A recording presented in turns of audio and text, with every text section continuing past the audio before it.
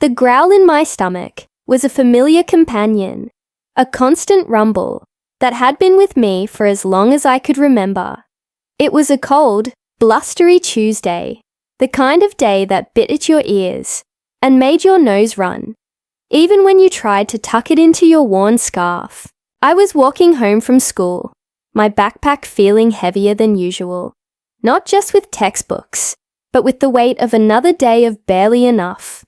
Today, though, was different. Today, I had a treasure. In my backpack, carefully wrapped in a paper napkin, was half a sandwich. It wasn't much, just some stale bread and a thin slice of bologna, but it was mine. It was the leftover from the free lunch program, and I had managed to squirrel it away, planning to eat it slowly, making each bite last until dinner, which, if Mum found work, might be something warm, but usually was just more thin soup, or a piece of dry bread. My name is Marcus, and I was 12. We lived in a small apartment, just Mum and me, since Dad left. Mum worked tirelessly, cleaning offices or doing odd jobs, but it was never quite enough. We always teetered on the edge, one missed payment away from losing everything.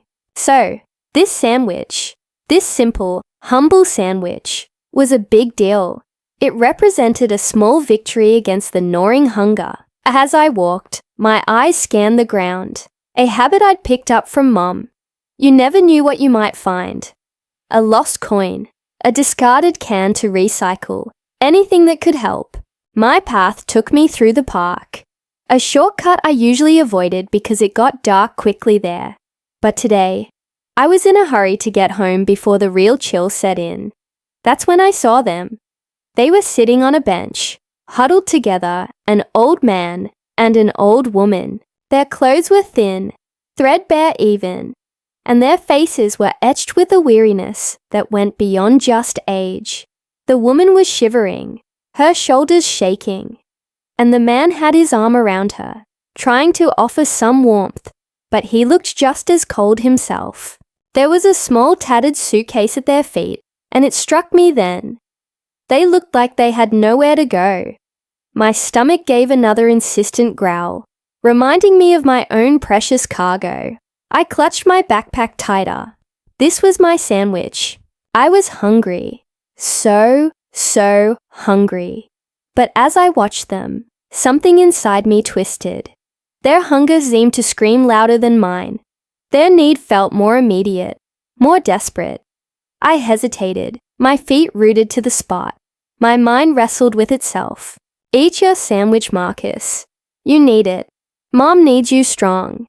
But then another voice, softer but clear, whispered, "Look at them. They need it more." It was a battle, a fierce one, fought in the space of a few seconds. My hunger was a powerful adversary, but the image of their trembling hands and their hollow eyes was even stronger. Slowly, carefully, I walked towards them. They didn't notice me at first, lost in their own silent misery. "Excuse me," I said, my voice barely a whisper, a little shaky. They both looked up, startled, their eyes wide with surprise, maybe even a little fear. I have this." I fumbled with my backpack, pulling out the carefully wrapped sandwich. It felt small in my hand, almost insignificant, but to me, it was everything. "You look cold and hungry." The old woman's eyes, a faded blue, widened even more, and then they welled up with tears. The old man, his face a roadmap of wrinkles, just stared at me, his mouth slightly open. We couldn't possibly," the old man stammered, his voice raspy. "You need it, son." "No," I insisted, pushing the sandwich towards them. "Please, I just ate. I'm full." It was a lie, a big fat lie, and my stomach immediately protested with a fresh growl. I tried to ignore it. "Really? You take it." The old woman reached out a trembling hand and took the sandwich. Her fingers brushed mine, and they were icy cold. She looked at it as if it were a priceless gem. Then slowly, she looked back at me, her eyes brimming. "God bless you, child," she whispered, her voice thick with emotion. "God truly bless you." The old man nodded, a silent thank you that spoke volumes. He squeezed his wife's hand, and then, very carefully, they broke the sandwich in half, sharing it bite by precious bite. They ate slowly, savoring each crumb, and I watched them, a strange warmth spreading through my chest, chasing away some of the cold. I didn't stay long. I felt awkward, embarrassed almost, like I had witnessed something too private. I just mumbled, "I have to go," and then hurried away, my empty stomach now a dull ache, but my heart feeling lighter than it had in a long time. That night, I went to bed hungry. Mom noticed I was quieter than usual, but I didn't tell her about the sandwich. I didn't want her to worry more, or to feel bad that I had given away food when we had so little. I just pulled my thin blanket tighter and tried to ignore the rumbling in my stomach, focusing instead on the image of the old couple's grateful faces. The next day started like any other Wednesday. School, the same old lessons, the same old struggles to keep up. When the final bell rang, I packed my bag, anticipating the usual walk home. But as I stepped out of the school building, a large black car was parked by the curb. It was a fancy car, the kind I only ever saw in movies, or driving past our neighborhood. A man in a sharp suit, with kind eyes and a warm smile, was leaning against the car. He looked around, and then his gaze landed on me. He walked straight towards me. My heart started to thump. Did I do something wrong? I wondered, a knot forming in my stomach. "Marcus?" he asked, his voice smooth and friendly. I just nodded, my mouth suddenly dry. "My name is Mr. Harrison," he said, extending a hand. "I believe you met my parents yesterday in the park." My eyes widened. His parents? The old couple. "They told me about your incredible kindness," he continued, his smile softening. "They told me you gave them your lunch, even though you must have been hungry yourself." I shifted my weight, feeling a blush creep up my neck. "It was nothing," I mumbled, looking down at my shoes. "It was everything, Marcus," he corrected gently. "My parents, they had a difficult day yesterday. A misunderstanding, a lost wallet, and they found themselves stranded. With no money, no food, they were truly at their lowest point." He paused, his gaze earnest. "You showed them a compassion, a generosity, that they will never forget, and neither will I." He gestured towards the car. "I'd like to talk to you if you have a moment. Perhaps we could go somewhere where it's a bit warmer." I hesitated. Mom always told me not to talk to strangers. But there was something about Mr. Harrison's eyes, a genuine warmth that made me trust him. I nodded slowly. He opened the back door of the car for me. The inside was plush, soft leather seats, and it smelled faintly of something expensive and clean. It was a world away from the dusty, crowded bus I usually took. We drove to a small, quiet cafe, the kind with soft lighting and the smell of coffee and pastries. I'd only ever looked in the windows of places like this. Mr. Harrison ordered me a hot chocolate, rich and creamy, and a huge slice of chocolate cake. It tasted like heaven. "Marcus," he began, after I had devoured half the cake, feeling a little embarrassed but unable to stop. "My parents were so moved by your actions. They told me you said you were full, but they saw the hunger in your eyes. They knew you gave up your meal for them." I shrugged, taking another sip of hot chocolate. "They looked like they needed it more." He smiled, a truly genuine smile that reached his eyes. "That, Marcus, is the mark of a truly good heart. My parents are very dear to me.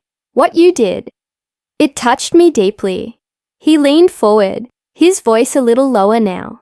"My parents, they are not poor. They are actually quite wealthy.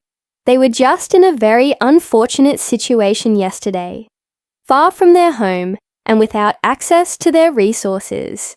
They were truly alone and vulnerable. My jaw dropped, my eyes wide.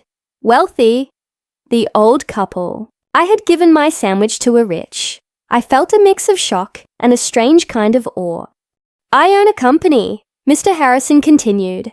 It's a successful one, and I believe in giving back, especially to those who show such incredible kindness when no one is watching.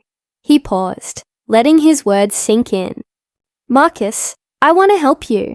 My heart started to beat a frantic rhythm in my chest. Help me? My parents told me you were walking home from school, he said, and they worried about you. They saw your worn clothes, your thin coat. They told me you have a bright mind, that you spoke articulately despite your shyness. I didn't know what to say. My mind was reeling. I want to offer you a scholarship, he said, looking at me directly. A full scholarship to the best private school in the city. It will cover your tuition, your books, your uniforms, even a stipend for your family, so your mother doesn't have to worry so much. I stared at him speechless. A scholarship to a private school? This was beyond anything I had ever dreamed of. It was a world away from our tiny apartment, from the constant worry about money, from the growling in my stomach. And, he added, a twinkle in his eye, I also want to offer your mother a job at my company. A good job with good pay where she can use her skills and not have to struggle so much. Tears pricked at my eyes, hot and unexpected. This wasn't just about me. This was about Mom, about us. This was about a chance, a real chance, to break free from the cycle of poverty that had been suffocating us. Why? I managed to croak out, my voice thick with emotion. Why would you do all this for me? Mr. Harrison reached across the table and gently squeezed my hand. Because, Marcus, you showed pure, unadulterated kindness when you had nothing to gain. You acted from your heart, without expecting anything in return. That kind of spirit is rare, and it deserves to be nurtured. My parents believed in you, and so do I. He continued. Imagine if everyone acted with such compassion. The world would be a far better place. I want to invest in that kindness. In you. I sat there, trying to process it all. The hot chocolate was forgotten, the cake uneaten. My mind raced with possibilities, with images of a brighter future. No more worrying about overdue bills. No more threadbare clothes. No more the gnawing emptiness in my stomach. More importantly, Mom wouldn't have to work herself to exhaustion anymore. I started, but the words caught in my throat. I was overwhelmed. Think about it, Mr. Harrison said gently. Talk to your mother. Here's my card. My assistant will be in touch tomorrow, but I wanted to tell you personally. He then drove me home, and as I stepped out of the fancy car in front of our humble building, I felt like I was walking in a dream. My head was spinning. When I told Mom, she didn't believe me at first. She thought it was some kind of trick, or that I had misunderstood. But when she saw Mr. Harrison's card, and when his assistant called the next morning, confirming everything, her face crumpled. She cried, not tears of sadness, but tears of pure, unadulterated relief and joy. Marcus, she whispered, pulling me into a tight hug. You did this. You, my brave, kind boy. And so, my life truly did change overnight.